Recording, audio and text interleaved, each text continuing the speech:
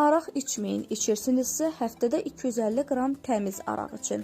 Tanınmış həkim, Azərbaycan Tibb Universitetinin dosenti Rəşid Mahmudovun araq reklamına çəkilməsi cəmiyyətdə birmənalı qarşılanmayıb. Sosial şəbəkələrdə Rəşid Mahmudov çoxsaylı tənqidlərə hədəf olub. Böyük əksəriyyət onu insanları spirtli içkidən istifadə etməyə çağırdığına görə qınayıb. Bu hərəkətinin həkimliklə bir araya sığmadığını deyiblər. Rəşid Mahmudov tənqidlərlə bağlı Modernaza açıqlama verib. O, bu cür reklam rolikinə çəkilməkdə səhv hərəkət etmədiyini vurğulayıb. Hazırda satışda tərkibi zərərli spirtdən hazırlanan müxtəlif adda araqlar təklif olunur. Spirti kartofdan, vələmirdən, buğdadan, hətta neftdən də alırlar. Onun tərkibində çoxlu ingrediyentlər, sivuş yağları olur. Spirt insanın ən parenxitamoz orqanları olan böyrəyə, qaraciyərə, mədiyə, sinir sisteminə, mədaltı vəziyə mənfi təsir edir. Amma elə xəstəliklər var ki, onların müalicəsində spirtdən istifadə olunur. Məsələn, vəba xəstəliyində 40 dərəcəli araq bütün virusları öldürür. Keçmişdə kim vəba olurdusa, dövlət ona pulsuz araq verirdi. Mən bu barədə danışıb demişəm ki, araq içməyin. İçirsinizsə də yaxşısını için.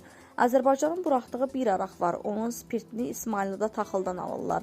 Ən yaxşı araq da taxıl arağıdır. Onun tərkibində zərərli maddələr az olur. Sivuş yağlarını spirtin tərkibindən təmizləmək üçün yüksək texnologiyadan istifadə edilirsə, o yaxşı araqdır.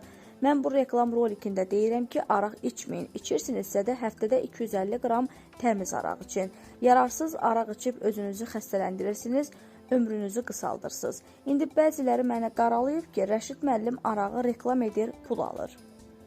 Bu xalqın içərisində içməyənlərlə yanaşı araq içənlər də var, həm də çoxdur. İndi biz bu şeyləri xalqa deməliyik ya yox.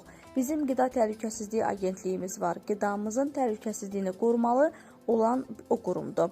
Çubuş deyilən balaca şüşələrdə qablaşdırılan araqlar satılır. Mən deyirəm ki, içmə, içirsənsə yaxşısını iç. Yazırlar Rəşid müəllimə pul verdilər, milyoner oldu. Araq da qidadır, onu qəbul edənlərə kimsə düz yol göstərməlidir ya yox. Bu adamlar yazıqdılar, axı içməyəndə dura bilmir. Onda ay Allah evin yıxılsın, içirsən yaxşısını iç də. Mən də bunu deməyim, bəs kim desin? Rəşid Mahmudov bildirib.